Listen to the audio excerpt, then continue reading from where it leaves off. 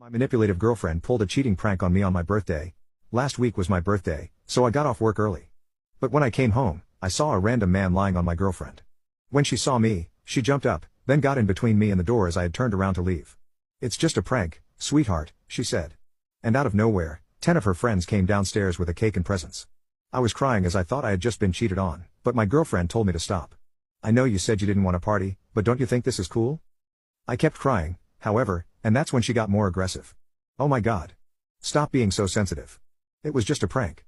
I put all this effort in so you could have a fun time and you're crying." I immediately pushed her out of the way and walked out, got in my car, and drove off. While driving, my phone started to get bombarded by texts, calls, and messages from my girlfriend and our friends. When it got too distracting, I just turned off my phone and went to a hotel that's far enough from my place. By the time I got to my hotel room, I just started sobbing. The next morning, I made sure to tell my team leader first that I would be absent a few days due to an emergency, and she was kind enough to accept my request. She probably noticed something was off with me because I was sniffling and my voice sounded weak. Right now, I plan on telling my uncle who lives near me about what happened and asking if I could live with him for a couple of days until I sort out my mind and know what I have to do next. I'm deeply heartbroken because I've told my girlfriend and my friends before how I felt about cheating and how it essentially ruined my family growing up in my young mind back then. My dad cheated on my mom, and it broke our family, and I got cheated on by my first girlfriend, and I don't know how to face and respond to them all after all that has happened. Maybe some time away from them will help, I hope. Update: I packed my things and prepared to go to my uncle's house, which wasn't that far, but still a bit of a drive nonetheless.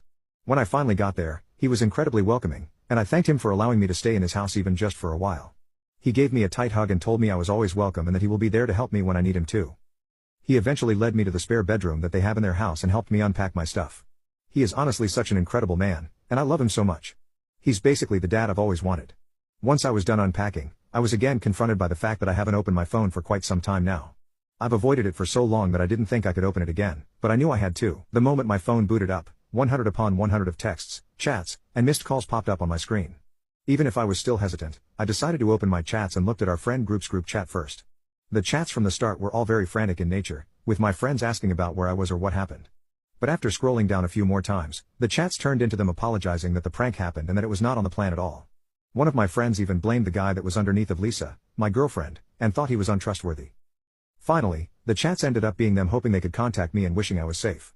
I guess they knew I just read their chats because as soon as I was done back reading, my friends immediately knew I was online and asked how I was doing and where I was.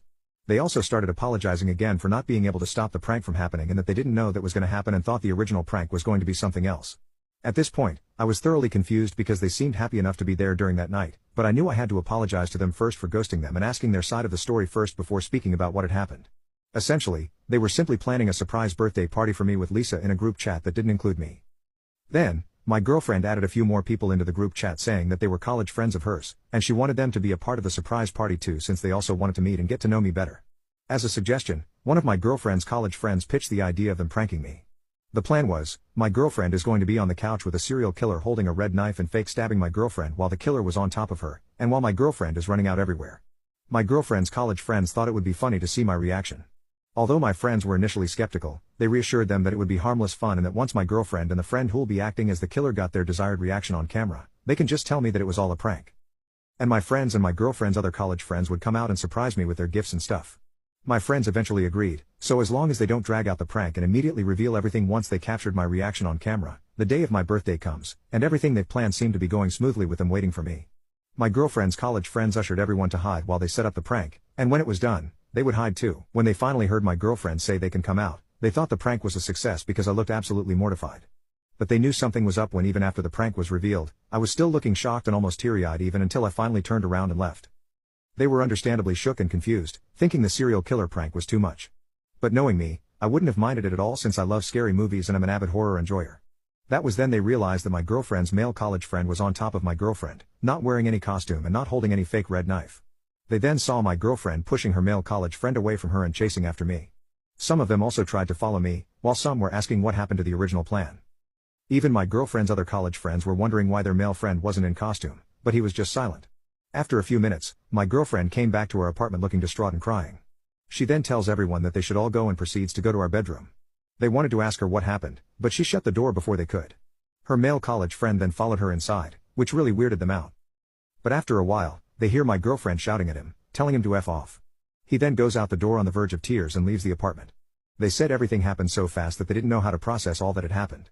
Not too long after that, though, they realized that I was missing and started calling and texting me, but I didn't respond to any of them. Eventually, I was unreachable. I turned off my phone and decided they should just go home and wait for me to respond.